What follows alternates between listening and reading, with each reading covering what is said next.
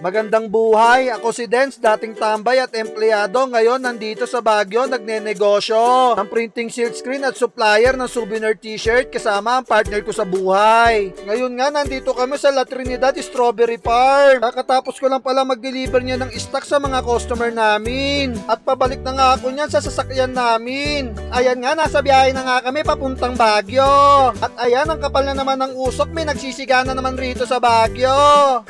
Joke! Ang kapal na naman ng pag, ibang klase talaga ang klima rito sa Baguio. Napakalamig, kaya naman binabalik-balikan ng mga turismo. Kaya ikaw, kailan mo plano mag-Baguio? Mag-Baguio ka na para ma-experience mo ang klima rito at magagandang tanawin. At mga famous na pasyalan. Tapos message mo ako, bigyan kita ng souvenir t-shirt na iba't ibang klaseng design. At nandito na nga ulit ako sa printing production namin.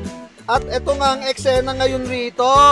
Piniprint nila ngayon is long sleeve na pinapersonalize sa amin. At ayan, naiprint na nga nila yung likod. Yung harap naman ang next na ipiprint nila dyan. Back and front kasi ang print dyan. At eto, hindi pa nababaligtad ito. Basa pa ito, kailangan pang i-blower. Shoutout pala sa MI Cantillo Construction. Salamat sa tiwala. Imbus pala ang print dyan. Ang gamit pala namin pintura o ink dyan is water-based. At mamaya nga, i-deliver ko na yan. Pero next week pa ang deadline nito. In-advance na namin kasi sayang naman, pera na. Next pala nilang isasalang dyan is yung Baguio souvenir t-shirt. After ko nga mag-grooming sa production, ayan, oras na naman para mag-deliver. Andito pala ako sa area ng Cannon Road. May lion head sa may malaking ulo ng lion. Alam na yan ng mga pumunta rito. Eto nga si Mayora, nagdo-double check ng mga stock at mga resibo. Fast forward tayo, ayan, nasa biyahe na nga kami ni Mayora para pumunta sa mga ibang customer namin. Dahil nga nagkamali ako na i-deliver na sako sa customer namin, ayan, bumalik ulit ako para palitan yung sako na na-i-deliver ko. Imbis na personalize yung na-i-deliver, ang naibigay ko yung souvenir t-shirt. Dahil sa pagmamadali, ibang sako ang naibaba ko sa sasakyan. Pero okay lang yun, tao lang nagkakamali rin.